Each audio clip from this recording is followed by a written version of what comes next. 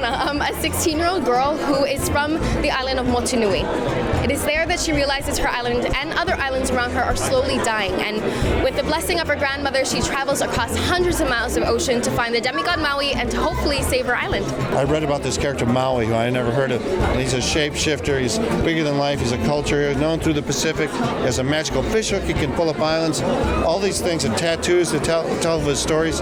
All these things seem like this would be a great thing in animation to bring to life. We centered it around this young 16-year-old girl who dreamed of being a voyager like her ancestors, but we took advantage of this real historical fact that for 1,000 years they had stopped voyaging. And we thought, what if this character Maui was the cause of why they stopped, and what if this character Moana was maybe the cause of why they would get going again? I think first and foremost, we really tried to represent this part of the world as well as possible. Pacific Islanders don't see themselves on screen that much less in a Disney film. So, my co-writer Opataya really took the lead in terms of the rhythms and the harmonies and really making sure we were honest to those things. What an awesome culture we have in the South Pacific, and to have people interested in it, and awesome directing, and having Disney interested in it was something beyond my dreams. I was so inspired by the Pacific Islanders' way of navigating. That was what really hooked me, was these are people who were the best navigators in the world, literally without a map or a compass would find these tiny islands across the sea and discover them and then go to a new one and take their culture with them. And so the notion of you literally have to keep where you came from in your mind to know where you're going. I mean, the metaphor knocks me out. We always had Dwayne Johnson in mind for this character.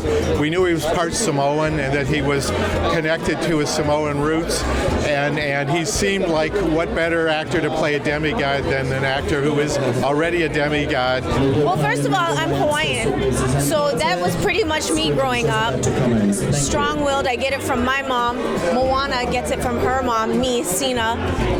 Sina's character is actually really playful and fun, but she's very strong-willed, protective of Moana, but ends up, in the end, supporting her and letting her make her own decisions. She's a heroine, and I think that's what people will really love about her, too, that she doesn't have a love interest. I think that's something that's hit kind of major media, like, she doesn't have a love interest, and it's like, no. This film is about the journey that she goes on and the person that she becomes, and quite frankly, you don't need a love interest to help you figure out who you are. That's something that you do all on your own. There's so many different messages and meanings to the movie, but the main thing is about just discovering who you are, not giving up, and sometimes when we think we know who we are, we lose our way, and it's getting back to our true selves and really listening to that inner voice, that soul and that spirit within, and following that.